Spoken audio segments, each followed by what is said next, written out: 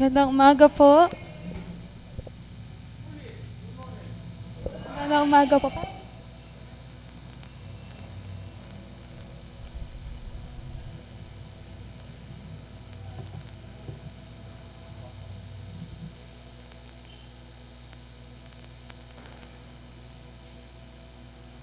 Hey,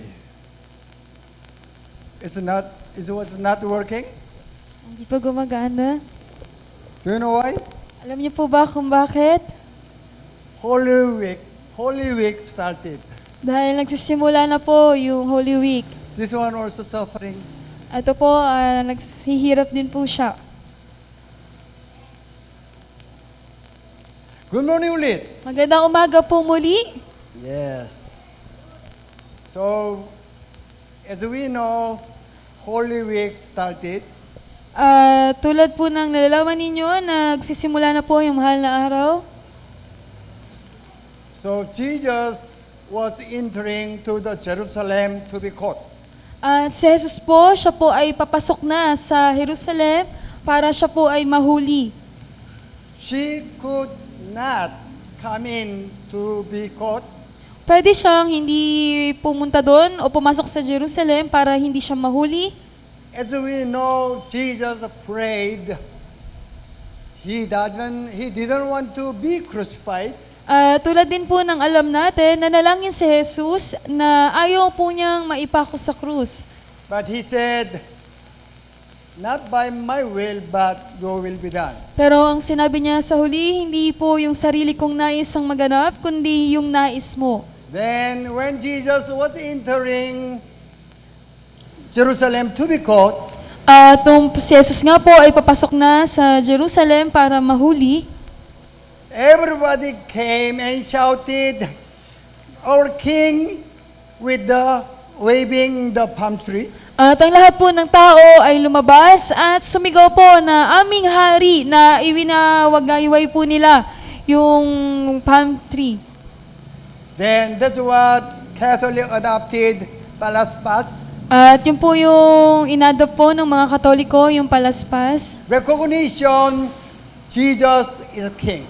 na kinikilala nila na si Jesus ang hari. That's all. Yun lang po yun. Then Jesus was caught Si Jesus po, nahuli siya, and he was suffered. at siya po ay naghirap, Finally, he was crucified on the cross. at sa huli nga po, siya po ay ipinako sa krus. That's what we celebrate his suffering and death because what we call that Holy Week. At yun po yung pinagdiriwang natin ng mahal na araw, kung ano po yung mga ginawa niyang paghihirap hanggang sa kamatayan. Why even Jesus need to die? At inisip natin na bakit pa na kailangan pang mamatay ni Jesus. He was example what we have to do. Siya po ay halimbawa ng kung ano po yung dapat po nating gawin. So still we are series of lordship. Tayo pa rin po ay nasa serye po ng Lordship, Most important matter of salvation. yung pinakamahalagang bagay sa kaligtasan. Before I start, I might ask you one question. At bago po ako magsimula, magtatanong po ako sa inyo ng isang tanong. How can you prove you are saved? Paano po ninyo mapapatunayan na kayo po ay ligtas? What I mean, how can you prove you are child of God? Ang ibig ko pong sabihin, paano nyo po mapapatunayan na kayo po ay anak ng Diyos? Anyone knows? How can you prove? Meron po bang nakakaalam kung paano po ninyo mapapatunayan? When I meet anyone, even pastors, the one who came from Korea, whatever, I ask this question. How can you prove you are child of God? Pag may nakakatagpo po ako o bisita mula sa Korea, tinatanong ko po sila, paano mo mapapatunayan na anak ka ng Diyos? That's what we'll talk about today also. At yan po yung pag-uusapan din natin ngayong araw. Maybe some of you already knew, Siguro yung ilan po sa inyo, alam na po, but you ignored the very important matter. pero binabaliwala po ninyo yung pinakamahalagang bagay. In our salvation, fruit is also important. At maging po sa kaligtasan, yung bunga ay napakahalaga. So my message is still continuing. Ang mensahe ko po ay nagpapatuloy lang po. Then fruit connected with the Holy Spirit. At yung bunga po na yan ay may connection po sa banal na Espiritu. Even Jesus died, not only save us by forgiveness, Maging po si Jesus ay namatay, hindi lamang po upang iligtas tayo para sa kapatawaran ng ating kasalanan. Jesus already explained to his disciples, Si Jesus, pinaliwalag na po niya sa kanyang mga disipulo, I will die. mamamatay ako. Of course, disciples was shocked Siyempre po, yung mga disipulo niya, nagulat sila. because they followed Jesus to have something special which was not exist on the earth. Sila ay sumusunod kay Jesus para sa espesyal na bagay na hindi po makikita dito sa But mundo. suddenly Jesus said, I will die. Tapos biglang magsasabi si Jesus na mamamatay na ako. Then they worried what will happen to them even. At nag-alala po sila kung ano pong yung mangyayari sa kanila. But Jesus said, I must die so that something great matters will happen to you.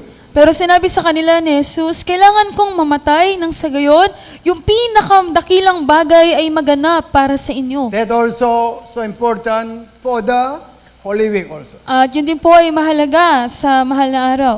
Anyway, the title is How to Bear Fruit. At ngayong araw, ang pamagat nga po ay kung paano po ba ang mamunga. Then subtitle is As You See, Holy Spirit. At yung subtitle, tulad ng inyong nakikita, yun po yung Holy Spirit o Banal na Last Espiritu. week, we thought about Matthew chapter 5 and 6 and 7. Nung nakaraang linggo, pinag-usapan natin yung tungkol sa Mateo chapter 5, 6 at 7.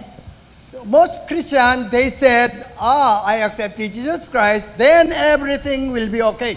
Halos lahat ng mga Kristiyano, sinasabi po nila na basta tinanggap ko na si Jesucristo, ayos na lahat. But usually they don't mention the Bible is contract with God.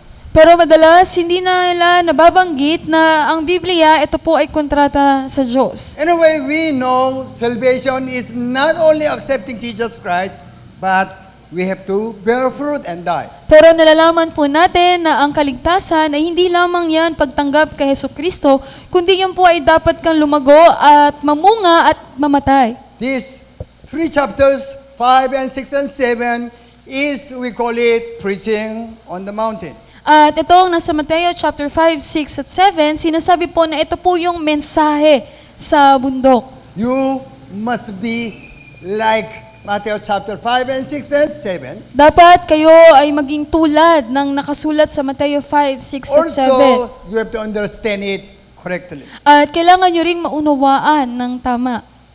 We focus on to the Matthew chapter 7 for several weeks. Tayo po, binibigyang tuon po natin sa Mateo 5, 6, 7. Because that is judgment for the believers. At dahil yun po ay tungkol sa paghahatol para sa mga mananampalataya. If you will not build a house on the rock, the typhoon will come and the house will be destroyed. Na kapag ikaw ay nagtayo ng bahay, hindi sa ibabaw ng bato, kapag dumating yung unos, tiyak na yun ay magigiba. The house means the fruit, good fruits. At yung bahay na yun, o yung tahanan na yun, ibig sabihin, yun po yung mabuting bunga. If you will not bear good fruit, then will be cut and thrown away, dry up, then somebody will pick it up, then sunokin. Na kung hindi ka mamumunga ng mabuting bunga, ikaw ay puputulin hanggang sa ikaw ay matuyo at itatapon at pag may pumulot sa'yo, ikaw ay susunugin.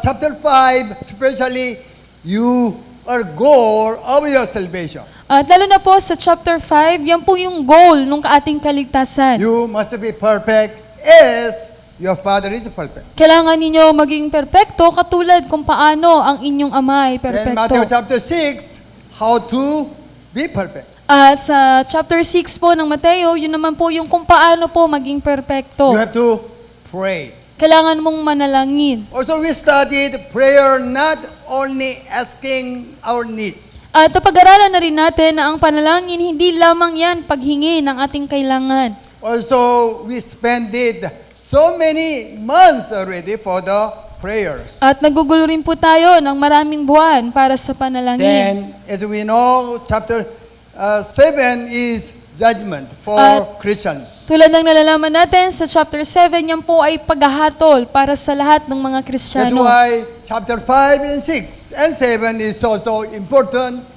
for the Christians. Kaya po yung sa Mateo chapter 5, 6 at 7, yan po ay napakahalaga para sa lahat ng Kristiyano. So, what is the God's will or His salvation? At ano nga po ba yung nais ng Diyos o yung kanyang kaligtasan? As we know, salvation is BGBD. Tulad ng nalalaman natin, ang kaligtasan, yan po ay BGBD. Also, we thought about what is false prophet. At inisip din po natin kung ano po ba yung bulaang propeta. Somebody will not explain whole about salvation BGBD, then we call it false prophet. Na kapag merong nagbahagi tungkol sa kaligtasan na hindi BGBD, ibig sabihin nun siya po ay isang bulaang propeta. If they will not understand complete whole BGBD, then they will not prepare for the judgment. Dahil kung hindi nila mauunawaan ng buo, ng kompleto yung BGBD, hindi sila makapaghahanda para sa paghahatol. That's why false prophet is the one only to do not say about all salvation. Kaya po, yung mga bulaang propeta, sila yung nagsasabi o nagbabahagi ng hindi lahat tungkol sa kaligtasan. I brought some matters from my backyard. At nagdala po ko ng ilang bagay mula po sa bakuran ko. Do you know what it is? Alam niyo po ba kung ano po ito? Can you see? Nakikita niyo po ba? Ito, mangga. How about bigger one? Ito pong mas malaki. It's manga also. Mangga din po. How about bigger one? Ito pong mas malaki.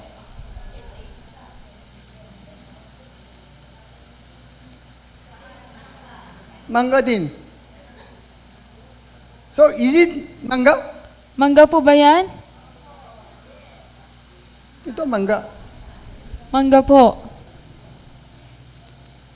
But this one, not yet right. Pero ito po hindi pa hinog. At the back, meron bulate. At sa likod po nun, may bulate. What do you call it? Manga. Ano pong tawag dyan? Mangga. You are the owner of manga tree. Do you want all manga will be like this? Kung kayo yung may-ari ng puno ng mangga, gusto niyo po ba na yung bunga ng mangga ay may bulok po na katulad niyan?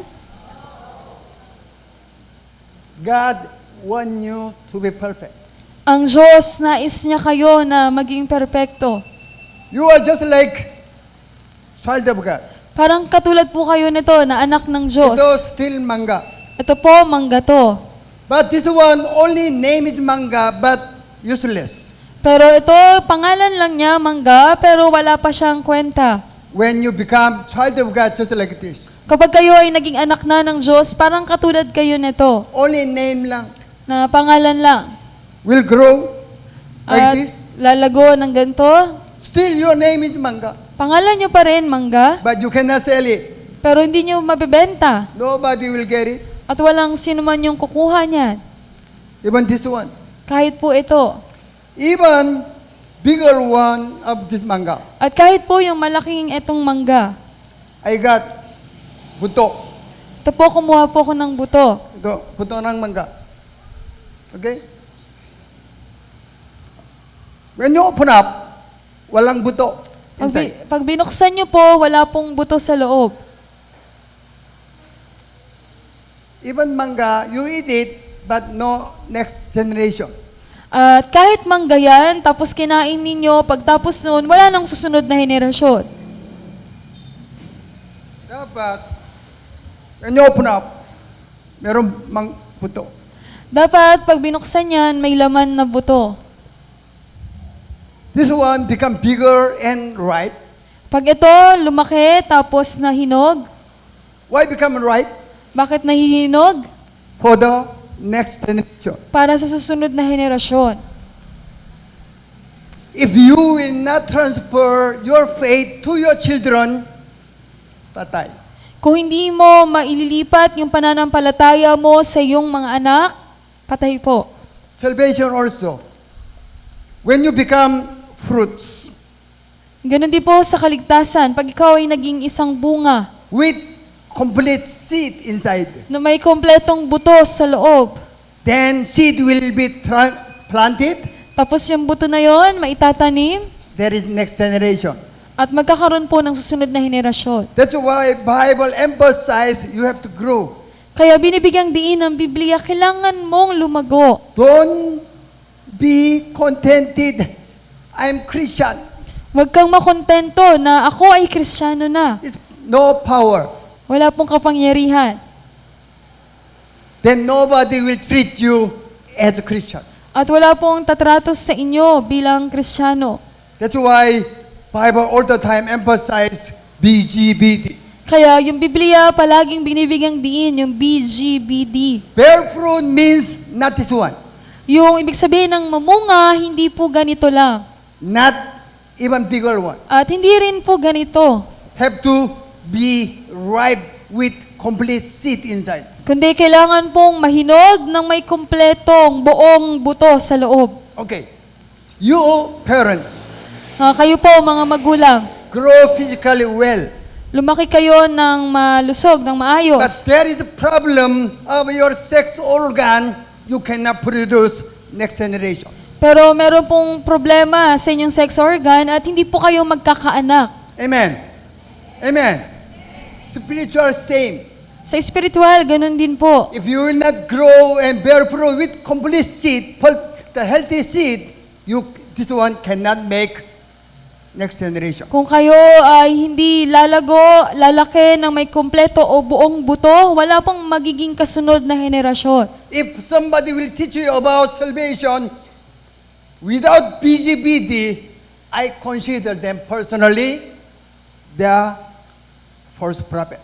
Kung may magtuturo o magsasabi sa inyo tungkol sa kaligtasan na hindi BGBD, sa akin po, sa personal, tinuturing ko sila ng mga bulaang propeta. You are Christian, you are doing good, you are very active. Na Then, okay. ikaw ay isang Kristiyano na, mabuti ka, aktibo ka naman. Then, this one, even open up, no complete seed, healthy seed, then you will be rejected. Tapos kung ito po, bubuksan na, walang buong buto o kompletong buto, kayo po ay mare-reject. For this one, no buyer. Pag ganito po, wala pong bibili. Even I will give it to you, you will throw it away. Kahit pa ibigay ko to sa inyo, itatapon nyo lang po to. Your life, not physically only, but spiritually, same. Yung buhay po ninyo, hindi lang sa physical, kundi maging sa spiritual, parehas lang po yan. When I prepared this message, I thought about Abraham. Nung hinanda ko po yung mensahe na to, naisip ko po si Abraham. God blessed him. Ang Diyos, pinagpala siya. You will be a father of Ikaw ay magiging ama ng pananampalataya. through you, all generation will be blessed. Sa pamamagitan mo, lahat ng mga henerasyon ay pagpapalain. If he didn't transfer the seed of faith to the others, you and I, no Christian. Kung hindi niya inilipat na isalin yung pananampalataya, yung buto ng pananampalataya sa iba, ikaw at ako, hindi po tayo ngayon Kristiyano. That's why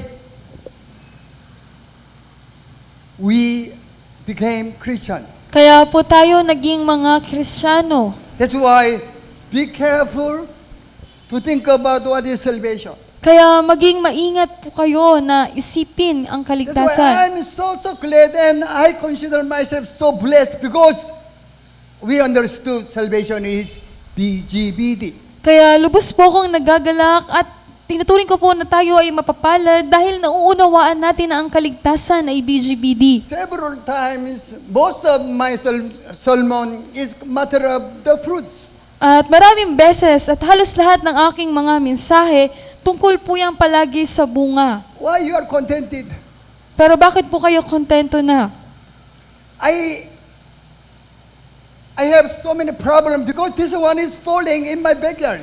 At napakalaki po ng problema ko kasi yung mga gantong kalaki nalalaglag po sa bakuran ko. Even big one, almost 2 sacks now. At kahit po yung ganto kalaki, halos 2 sako na. Maybe some of you still remember, I brought here, 3 sacks here. Siguro yung ilan sa inyo, naalala niyo pa po, nagdala ko ng 3 sako dito. You have to check what fruit you have. This one, or bigger one, or you are thinking about, I have to be perfect seed.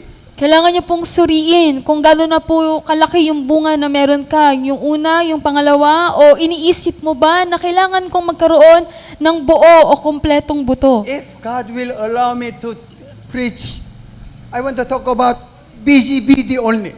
Kung pahihintulutan ng Diyos na ibahagi ko, ang ibabahagi ko lamang ngayon tungkol sa BGBD.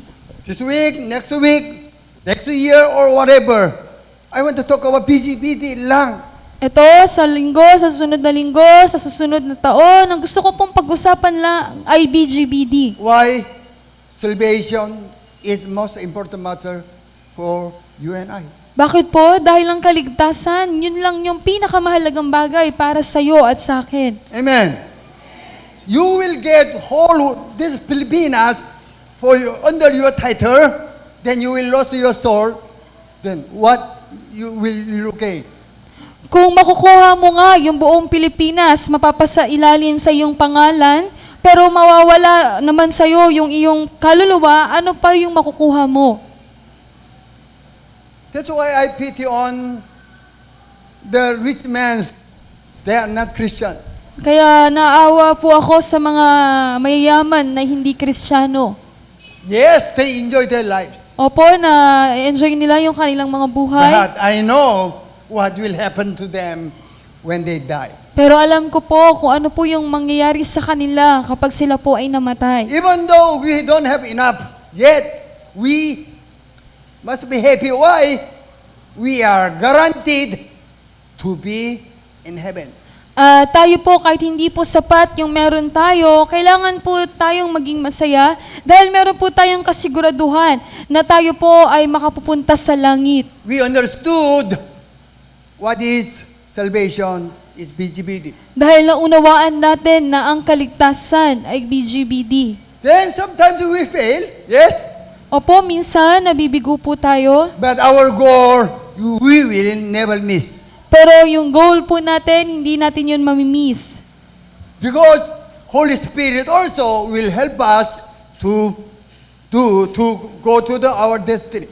Dahil yung banal na Espiritu rin po ang siyang tutulong sa atin upang makapunta po tayo doon sa ating patutunguhan. Everything will be not okay. Ang lahat ng bagay hindi po magiging maayos. Word, even for the Christian, that is true. Kahit po yung mundo, kahit sa mga Kristiyano, hindi po yan totoo. For the Christians, we have more problems and even we call it persecutions. At para sa mga Kristiyano, meron nga po tayong mas marami pang problema at pag-uusig. But we will not afraid of any problems, any hardship because Holy Spirit will help us. Pero hindi po tayo matatakot sa anumang problema o pag-uusig dahil tutulungan po tayo ng banal na Espiritu. Last week, this one we thought about. Noong nakaraang linggo po, ito, napag-usapan po natin. Verse 10, already ox, when the farmer planted the tree, ox is near, put the nearby the roots. At sa verse 10 po, nung nagtanim yung may-ari ng puno, pagkatapos nun, yung axe, yung palakol, palagi nang nakatuon, nakabantay lang dun malapit sa ugat ng So puno. farmer planted manga tree, Yung magsasaka, nagtanim siya ng puno ng mangga, then already he put ox nearby the roots. at inilapit na niya yung palakol malapit dun sa ugat. That's contract. Yun po yung kontrata. Tree never sign on it, but tree have to understand, tree have to bear fruit. Yung puno, hindi naman siya pumirma doon, pero dapat niyang maunawaan na kailangan kong mamunga. Then 12, yes, farmer will wait for some years for the fruits. At sa verse 12, maghihintay yung magsasaka ng ilang taon para sa pag-aani. Then we call it harvest time. At yun po yung tinatawag na anihan na. Then check, is good or bad? At titingnan niya, maganda ba o hindi. If not good yet, throw it away. At kung hindi maayos o maganda, itatapon. Of course, tree will be cut and thrown away. At syempre po, yung puno na yon itatapon. Then at the middle, Puputulin. talks about Holy Spirit. At sa gitna po, sinabi dyan yung tungkol sa banal na Espiritu.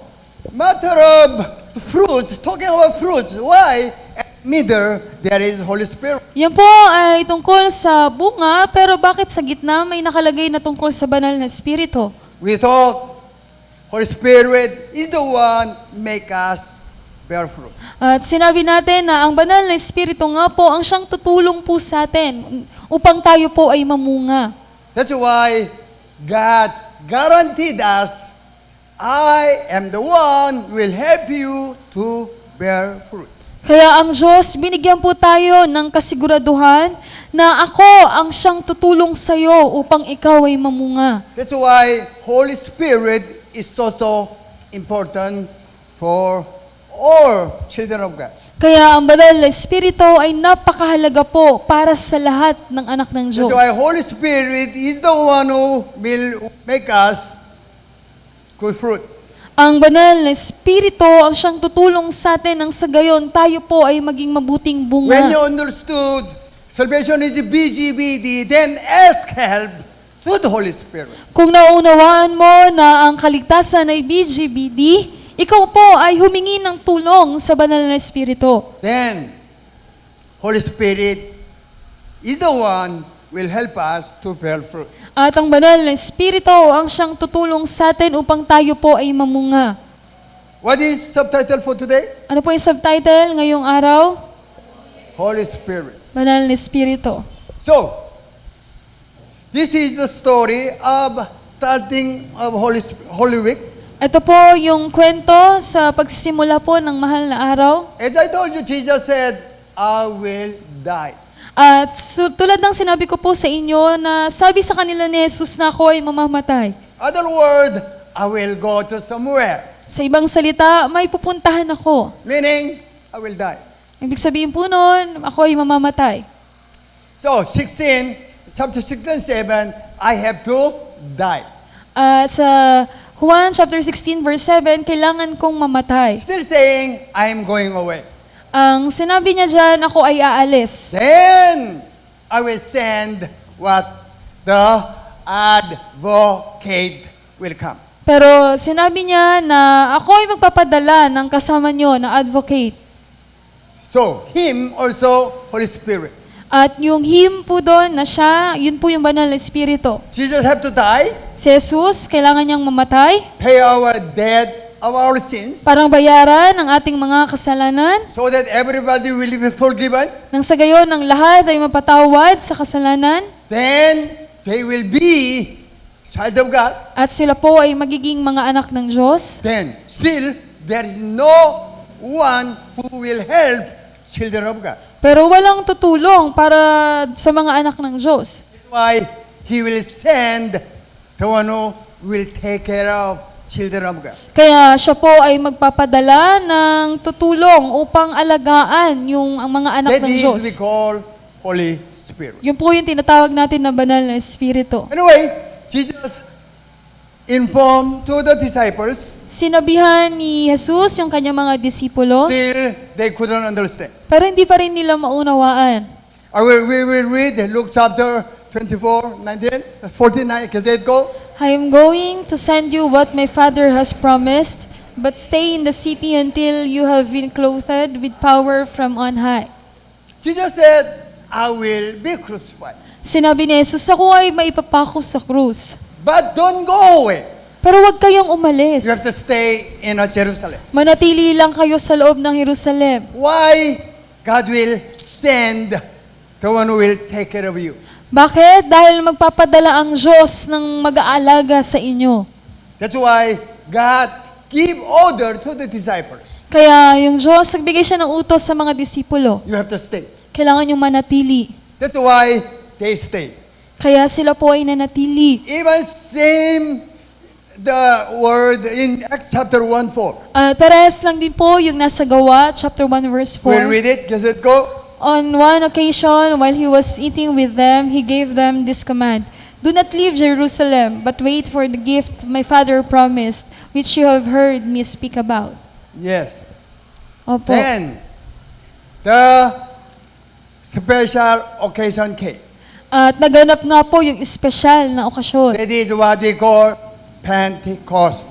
Ayun po yung tinatawag na Pentecost. They gathered in Jerusalem Sila po ay nagsama-sama sa Jerusalem according to the order of Jesus. ayon sa utos ni Jesucristo. Then suddenly, as you see, Holy Spirit came upon them. Tulad ng nakita ninyo, bigla na lamang pumasa kanila yung banal na Espiritu. They were shocked actually. Sila po ay nagulat sa katunayan. Nobody experienced of it. Wala pa pong nakaranas po nun. But chapter 2, all of them were filled with the Holy Spirit. At sa chapter 2, verse 4, lahat sila ay napuspos ng banal na Espiritu. Then they speak in other tongues. At sila po ay nagsalita sa tongues. Then disciples understood why Jesus gave them order to stay in Jerusalem. At yung mga disipulo, naunawaan na nila kung bakit sinabi ni Jesus sa kanila na manatili sila sa Jerusalem. Then they understood, oh, the Holy Spirit is so important for them. At naunawaan nila na ang banal na Espiritu ay napakahalaga po sa kanila. During that time, so many Christians were scattered in different places. At nung panahon po na yan, marami pong mga Kristiyano yung mga nakakalat sa iba't ibang mga lugar. They notice Spirit is also important. At napansin nila na napakahalaga nga po ng banal na Espiritu. That's why they want to check other Christians, other children already baptized with the Holy Spirit or not. Kaya gusto nilang tignan o suriin kung yung iraba rin ba ng mga anak ng Diyos ay napuspos o nabautismuhan That's na why ng banal na they Espiritu. visited Samaria and Ephesus, even other places. Kaya bumisita sila sa Samaria, sa Epeso, maging sa ibang mga lugar. So next chapter 19, At sa verse 9, Gawa chapter 19, then apostle came to the, Ephesus. at yung mga apostol pumunta sila sa Epeso So we read chapter 19:2, kasi it go, and asked them, "Did you receive the Holy Spirit when you believed?" They answered, "No, we have not even heard that there is a Holy Spirit." check them. Oh, we were baptized with the Holy Spirit. How about you? Sinuri nila sila na, kami, na bautismuhan na kami ng banal na Espiritu, kayo. What they said? Ano po yung sinagot nila? What is that? Ano yun? We never even heard of it. Ni hindi nga namin narinig yung tungkol doon. So, tell us, what is Holy Spirit? At kaya sabihin nyo sa amin, ano yung banal na Espiritu? So we read verse 3. All of us, kasi it go. So Paul asked, "Then what baptism did you receive?" "John's baptism," they replied. Paul said, "John's baptism was a baptism of repentance." Yeah. They said, oh, we baptized with the chance. Ang sinabi nila, kami, nabautismuhan lang kami ni Juan. Already disciples told them, oh, that's what also we baptized. At sinabi ng mga disipulo sa kanila, nabautismuhan na rin kami niyan. But that is only for the repentance. Pero yan, para lang yan sa pagsisisi o repentance. Repentance meaning, oh, we are sinners. Ang ibig sabihin ng repentance, ako pala ay makasalanan. So when they read Bible or then heard Jesus will forgive your sins, then they said, oh, we are sinners. Na kapag nabasa nila yung Biblia o narinig nila na sila ay makasalanan, pagtatanto nila, ako ay makasalanan. Then we read continually, kasi it go. He told the people to believe in the one coming after him, that is, in Jesus. On hearing this, they were baptized in the name of the Lord Jesus. Then they explained to them, oh, you need next baptism. At pinaliwanag nila sa kanila na kailangan magkaroon ka pa ng susunod na bautismo. So you have to baptize in the name of Jesus. Kailangan mong mabautismuhan sa pangalan ni Jesus. So, we call it baptism of Jesus for forgiveness. At yung tinatawag natin yon na bautismo sa pangalan ni Jesus para sa kapatawaran. After they baptize in the name of Jesus, they place their hands upon them. At pagkatapos nilang bautismuhan sila sa pangalan ni Jesus, itinuon nila yung kanilang kamay sa kanila. So we read verse 6. Can it go? When Paul placed his hands on them, the Holy Spirit came on them, and they spoke in tongues and prophesied. It happened, same thing happened when they were baptized in the Pentecost. At parehas lang din po yung nangyari sa kung ano po yung naganap sa kanila nung Pentecost. Then, they were about 12 men in all. At mga 12 po silang mga lalaki nun. So, they want to experience, disciples were experienced, then they check other Christians. At yung mga disipulo na nakararanas po nun, sinuri nila, tinignan din nila yung ibang mga Kristiyano. So we could see 3 baptisms. At makikita natin yung 3 uri po ng bautismo.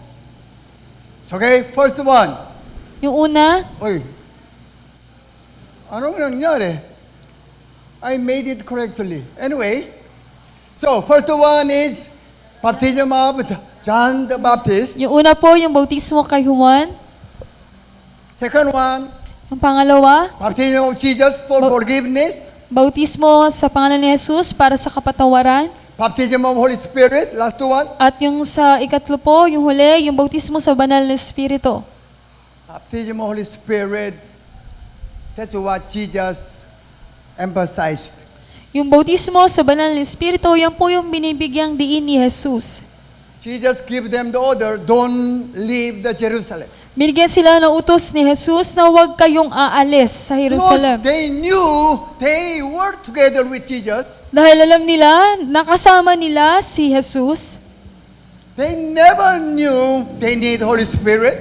At hindi nila alam noon na kailangan pala nila ng banal na Espiritu. Then, they are the one baptized with Holy Spirit, firstly. At sila nga po yung unang-una na nabautismuhan sa banal na Espiritu. Then, they checked other Christians. At tinignan din nila, sinuri din nila yung ibang mga Kristiyano. Then, they baptized them in the name of, in the Holy Spirit. At binautismuhan nila ng banal na That's Espiritu. why there are 3 baptisms. Even in our church, I teach one more baptism, actually. At meron nga pong 3 bautismo, pero sa ating simbahan, meron po akong itinuro na pang-4 na bautismo. Why baptism of Holy Spirit is so important? At bakit po mahalaga yung bautismo sa banal na Espiritu? 2 matters. 2 bagay po. We read it, go. On the last and greatest day of the festival, Jesus stood and said in a loud voice, "Let anyone who is thirsty come to me and drink. We read it, go. Whoever believes in me, as Scripture has said, rivers of living water will flow from within them." By this he meant the Spirit, whom those who believed in him were later to receive. Upon to that time, the Spirit had not been given, since Jesus had not yet been glorified or died.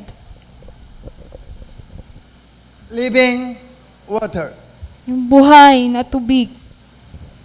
How many of you experience this the living water? Ilan po sa inyo yung nakaranas niyan ng buhay na tubig? We knew some Koreans were here. Alam natin na yung ilang mga Koreans nagpunta po dito. Do you know why they testified? Alam niyo po ba kung ano po yung kanilang pinatotoo? They were baptized with Holy Spirit, Na sila po ay mga nabautismuhan na sa Banal na Espiritu, but they didn't experience living water.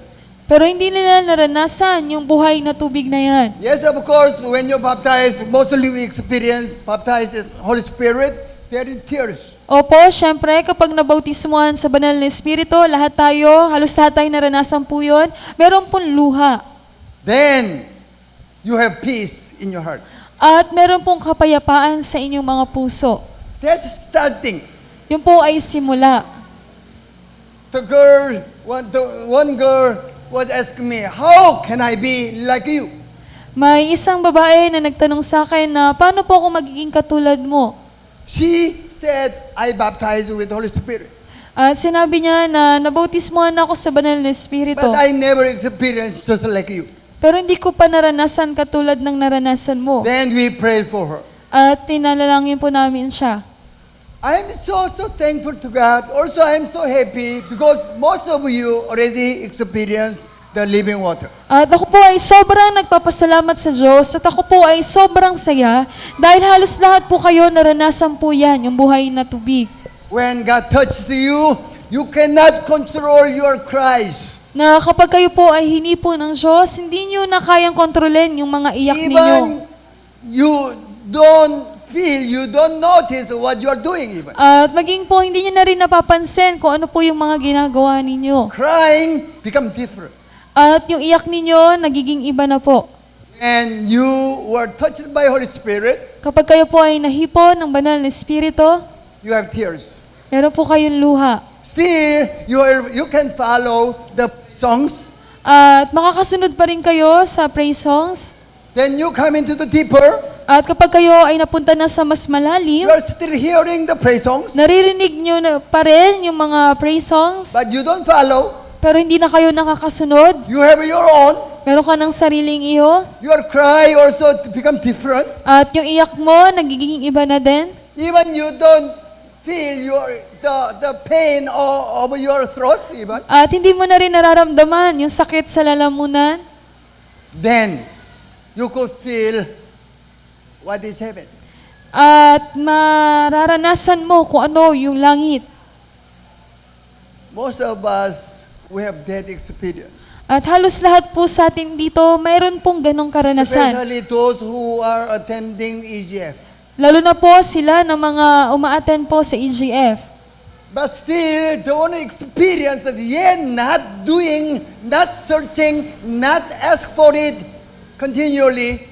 That's also very dangerous. Pero siya na nakaranas na nun, pero hindi hinahanap o humihingi upang maranasan ulit yon, yun po ay delikado. That is what Bible says, living water. Yun po yung sinasabi ng Biblia na living water. Meaning, make you alive in Christ. Ibig sabihin po nun, kayo po ay binubuhay kay Kristo. If you will not looking for it, you are the loser. Kung hindi nyo po yan hinahanap, kayo po ay nagiging You are talunan. following the joy of the world. Ang sinusunod nyo po ay ang kagalakan ng mundo It seems you abandon the God. na animo, iniiwan nyo po yung Diyos. That's why when I saw them, I'm so sad actually. Kaya kapag nakikita ko sila, sobrang nalulungkot po ako. One of the guests from Korea, Yung isa sa mga bisita po na Korean, he was a pastor. siya po ay isang pastor. Maybe some of you still recognize him. Siguro yung ilan sa inyo, nakikilala pa rin siya. Yeah, Pastor Kwan. Pastor Kwan. Then, when I prayed for him, his prayer become different. At nung pinanalangin ko po siya, nag-iba yung panalangin niya. Then, he cried. At siya po ay umiyak. How can I explain? Hindi ko po mapaliwanag. I will show you without mic.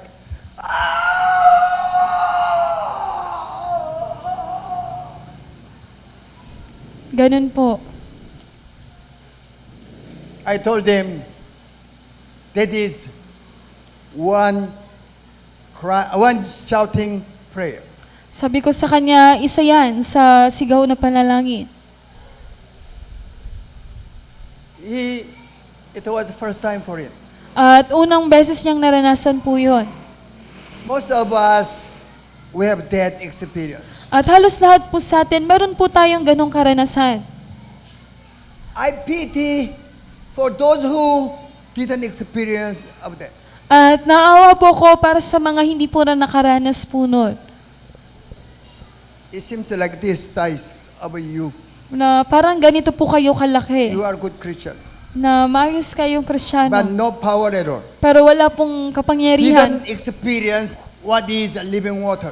Hindi naranasan kung ano yung buhay na tubig. That's why all the time I emphasize you attend EGF. Kaya palaging binibigyang diin ko po sa inyo na umattend po kayo ng EGF. Usually, our youth, if they didn't experience of it, they might go away. At yung mga kabataan po natin, kung di po nila naranasan yun, siguro po wala na sila dito. Even devotions, even prayer time, I urge you to dig out this living water. At kahit sa devotion o sa oras ng panalangin, hinihikayat ko po kayo na hukayin nyo po itong buhay na tubig. This is source of our lives. Ito po yung pinanggagalingan ng ating When buhay. you do it, when you think about even God, the name of Father, whatever, you will have same joy in your eyes with tears. Pag ginawa nyo po yan, kahit isipin nyo lang yung Diyos, yung pangalan ng Ama, magkakaroon po kayo ng parehas na luha, kagalakan. Then you will never know what is real happiness without this experience of living water. At hindi nyo po malalaman yung tunay na kasiyahan o kagalakan kapag hindi nyo po naranasan yan. So, Holy Spirit, why is so important? We must have source of our lives. Kung bakit po mahalaga yung banal na Espiritu dahil yan po yung panggagalingan ng ating buhay. Second, how can you prove you are child of God? At pangalawa, paano mo mapapatunayan na ikaw ay anak ng Diyos? We read 1:22. Cassette, go. Set His seal of ownership on us and put His Spirit in our hearts as a deposit guaranteeing what is to come. Above 22, He anointed us, meaning He gave us Holy Spirit, then He put seal of ownership. At bago po mag-verse 22, sinabi doon na inanoint po tayo. Ang ibig sabihin po noon, ibinigay niya sa atin yung banal na Espiritu at binigyan niya tayo ng selyo ng kanyang pagmamayari. This is special gifts for the children of God. Ito po ay espesyal na regalo para sa mga anak ng Diyos. When you buy pasalubong for your child, you will not give the pasalubong to the others. Kung kayo po ay bibili ng pasalubong para sa inyong mga anak, hindi niyo po yun ibibigay sa iba. Only you will give that pasalubong to your child. Ibibigay niyo lamang po yung pasalubong na yon sa inyong mga anak. This Holy Spirit only will be given to the children of God. At itong banal na Espiritu, ibinibigay lamang po ito sa mga anak ng Diyos. That's why you have the symbol of baptism of Holy Spirit, which means even tongues, speaking tongues, you have already seal of ownership of God. Kaya meron po kayong simbolo ng banal na Espiritu, maging po yung pag-speaking tongues, ibig sabihin nun, kayo po ay may selyo na ng kanyang pagmamayari. That's why Jesus emphasized disciples, don't leave Jerusalem. Kaya si Jesus, binigyang diin niya sa mga disipulo, huwag kayong umalis muna sa You need Jerusalem. still Holy Spirit. Kailangan nyo pa rin yung banal na Espiritu. Without Holy Spirit, you cannot bear fruit. Dahil kung walang banal na Espiritu, hindi kayo makapamumunga. Even you cannot will live because you will not have source of your life. Maging hindi rin nyo kayang mabuhay dahil yun lamang yung panggagalingan ng inyong buhay. Then you will know you are guaranteed then as your child of God, then also you can testify you are child of God. At malalaman mo at ikaw ay magkakaroon ng kasiguraduhan na ikaw nga ay anak ng Diyos. At maaari mo ding ipatotoo na ikaw nga ay anak ng Diyos. That's why Jesus died for our forgiveness also. Si Jesus nga po ay namatay para sa ating kapatawaran. Then also, He could send Holy Spirit for the whole children of God. At maging din naman upang ibigay sa atin yung banal na Espiritu para sa lahat ng mga anak ng Diyos. That's why we have to dig out living water all the time. Kaya tayo po, palagi tayong hukayin po natin yung buhay na tubig po na yon Then palagi. you and I have to be guaranteed you are child of God by everything is complete, perfect evidence of baptism of the Holy Spirit. At ikaw at ako ay dapat magkaroon ng kasiguraduhan na tayo nga po ay anak ng Diyos sa pamamagitan po ng pagkakaroon ng kompleto at ganap na ebidensya. That's why order of Apostle Paul, be filled with the Holy Spirit. Kaya nga po, yung utos ni Apostol Pablo, kayo ay mapuspos ng banal na Espiritu. Meaning, dig out all the time the living water. Na ang ibig sabihin nun, palagi ninyo hukayin yung living water. Also, you have to give thanks to the Father because of seal of Father.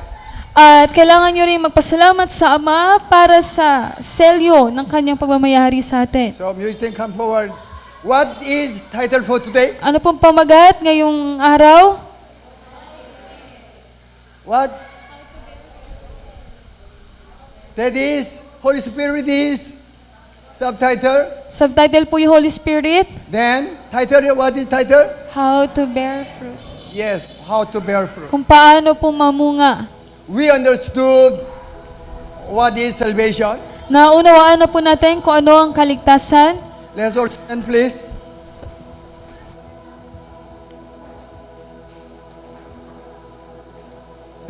We understood what is salvation.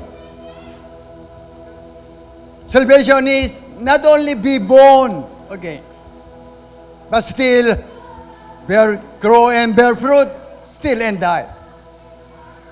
Then how we could bear fruit? We have to be baptized with the Holy Spirit.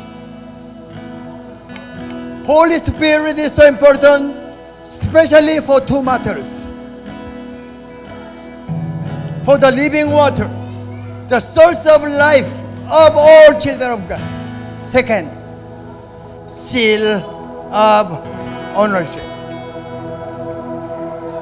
That's why God prepared everything completely for the children of God to bear fruit. Oh, hallelujah. Oh, hallelujah. That's why we children will give Him glory. Oh, hallelujah. Hallelujah. Hallelujah. Let us shout hallelujah and give Him glory. Hallelujah. Hallelujah. Hallelujah. Korayara. Korayara. Hallelujah. Oh, Father. Oh, Father. Hallelujah. Hallelujah. Korayara. Korayara. Korayara. Korayara.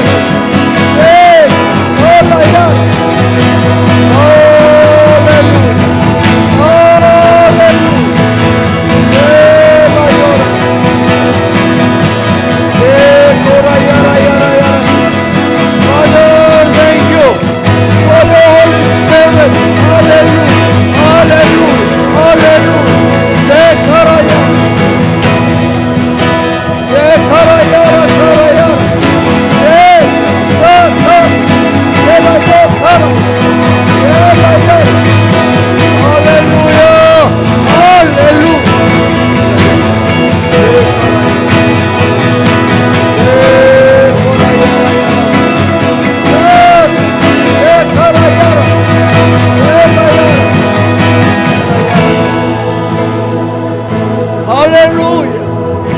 Hallelujah. Oh, Father, we thank you for your word. Now we understood why Jesus emphasized disciples to stay in Jerusalem until you will baptize with the Holy Spirit. Thank you, Father. You prepared everything completely for your children. Then, Father, we are baptized with Holy Spirit. That's why, Father, we know what is the living water. Father, thank you for giving us the seal of you, Father. Hallelujah. Hallelujah. May the grace of Jesus Christ, the one who come into the Jerusalem to be caught and to crucified, to forgive our sins,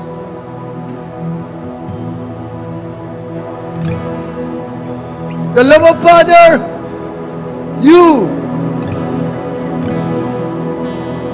let your only begotten Son was crucified on the cross. You demonstrated your love for us. Still, your love remains forever. The fellowship of Holy Spirit, the one who will, or just to get living water all the time, to recognize what is ownership, share of ownership of Heavenly Father. Be with you now or ever to ever. That's why all children of God will agree and say, Amen and Amen and Amen.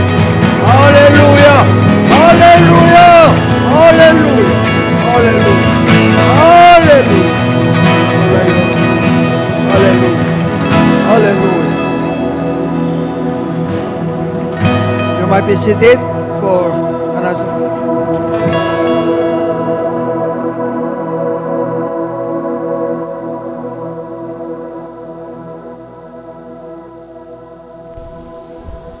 Praise po.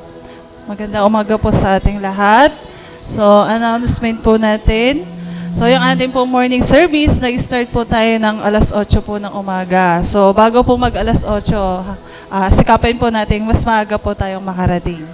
At yun naman po ating daily prayer meeting. So, tuloy-tuloy pa rin po yan, 6:30 po yan ng umaga.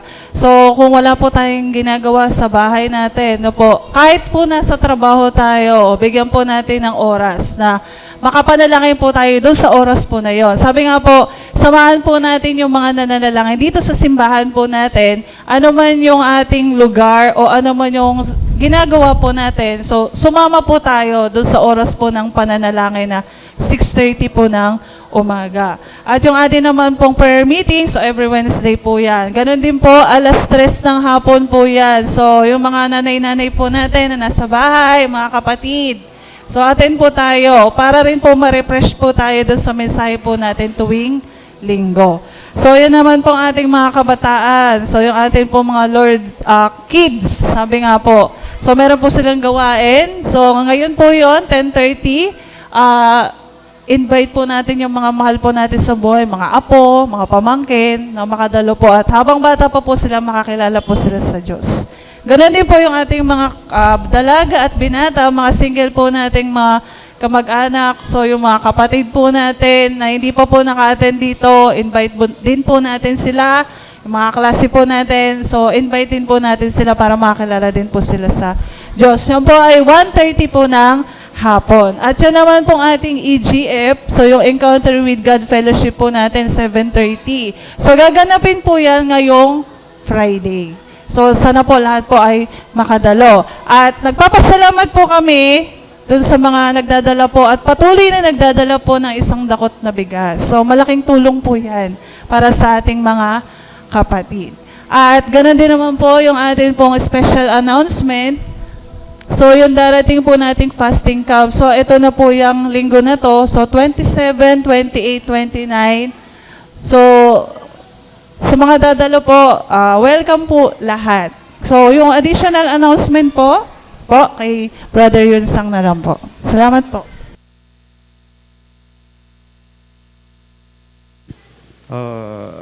Tuloy ko lang po yung tungkol sa fasting camp. So,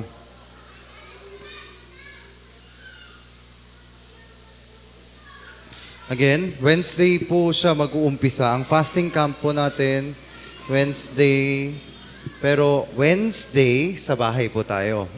Yung March 27, Wednesday, kanya-kanya po tayo magpa-fasting. And Thursday, Friday, dito po sa church. Thursday, Friday, ang mga session po natin, 3 beses po sa isang araw. Una sa umaga, 9 a.m. Pangalawa sa hapon, 2 p.m. pangatlong session po sa araw na yon sa gabi, 7 p.m. So Thursday, 9 a.m., Thursday, 2 p.m., Thursday, 7 p.m., tapos Friday, same din po, 9 a.m., 2 p.m., 7 p.m. After po ng 7 p.m. ng session po natin sa Friday, 7 p.m., parang EGF na rin po natin yon. After po nun, sabay-sabay po tayo kakain. So again, tungkol po sa pagpa-fasting, okay lang po na hindi mag-fasting. Hindi ko po alam kung ano pong mga dahilan, pero ano man po yung dahilan, okay lang po na hindi mag-fasting. Pero inaanyayahan po namin kayo na dumalo Thursday and Friday. Kahit hindi po nagpa-fasting. Ano man po yung dahilan ng hindi pagpa-fasting. Kung ang dahilan nyo po ay dahil sakit, dahil ano, okay lang po na hindi mag-fasting. Pero maraming taon na po tayo nagpa-fasting camp, na nagpa-fasting po yung mga may sakit sa puso, may diabetes, ano-ano mga sakit, hindi po lumala yung sakit. Hindi po namatay. So kung sakit po yung dahilan, although okay lang na hindi po mag-fasting, pero kung sakit po yung dahilan, nag-aalala po kayo, kaya hindi po kayo makapag-fasting, I assure you, may mga proof po dito sa mga members po natin na nakapag-fasting at hindi po lumala ang kanilang sakit, mas gumanda pa. So kung nag-aalala po kayo, wag po kayo mag-alala, pwede po kayo mag-fasting. So again, kahit hindi po mag-fasting, umattend po kayo Thursday, Friday sa mga sessions po na yon. Kung isang araw lang po ang gusto nyong fasting, ang ini-encourage po namin, gawin nyo po sa araw ng Friday. Para sabay-sabay po tayo magpa-fasting ng Friday at sabay-sabay din po tayo kakain sa gabi after ng fasting. Kung 2 days, kahit anong araw po yung unang araw, pwede pong Wednesday, pwede pong Thursday, basta ang huling araw, yung pangalawang araw, sa Friday nyo po gawin. Para, again, sabay-sabay po tayong nagpa-fasting ng Friday at sabay-sabay po tayong kakain ng lugaw at apple juice ng Friday ng gabi. Kung 3 days, again, anytime, any day po yung first day and second day. Ang last day, try nyo pong gawing Friday. Hindi naman po kailangan Friday, pero mas maganda po kung Friday. Ako rin po, magpa-fasting din po ako ng isang araw lang sa Friday. Hindi ko po kayang mag-lead ng praise and worship ng 3 session nang nagpa-fasting po ng 2 days, ng 3 days. Isang araw lang po ako sa Friday. Pero nag-fasting na po ako last week, Monday, Tuesday, Wednesday, Thursday. 4 days na po ako ng fasting, tapos na po ako. Pero magpa-fasting pa rin po ako ng Friday. So, katulad po nito, okay lang po na hindi mag-fasting, 1 day lang, 2 days lang, 3 days lang, okay lang po yun. Basta ang mahalaga, magkasama po tayo sa church at mas maganda kung sabay-sabay po tayo nag-fasting ng Friday isang araw. And another thing, tungkol po sa fasting, alam ko po, meron po kayong mga prayer requests kung bakit magpa-fasting. Ako gusto kong ipag-pray yung anak ko, gusto ko ipag-pray yung family ko, yung sakit namin, yung ganito, ganyan. Maganda rin po yan. Okay din po yan. Hindi po yun bawal. Sinabi din po ng Diyos, this is how you will pray. Sinabi po doon, daily bread na kailangan mo. So, hindi naman po bawal yon. Tama din po yon. Pero ang mas maganda po na gusto ko pong i-encourage, ang mas magandang dahilan ay para sa Holy Spirit.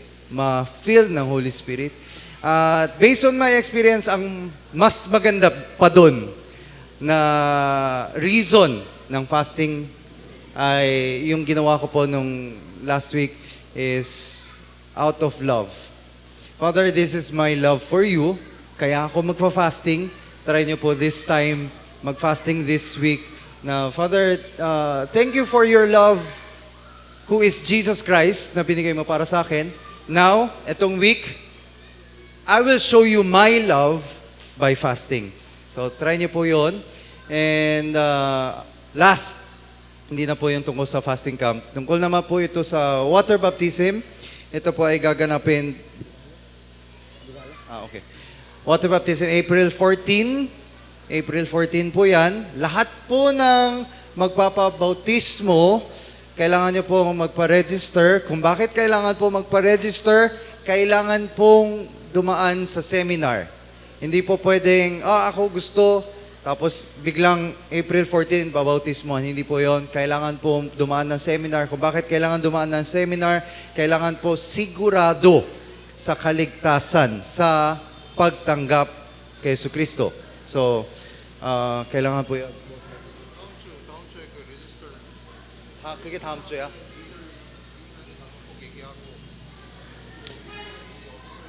Okay, so yung registration po para sa water baptism, next week na po.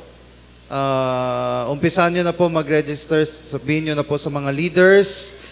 Yung mga Youth MIA, pwede nyo sabihin kay Kuya Yunsu, kahit sino sa mga leaders, officers.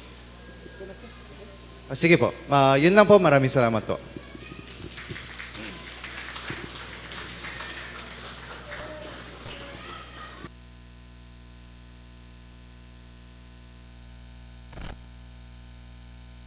Forsaken, never alone. The God of heaven calls me his own. He's not just seated upon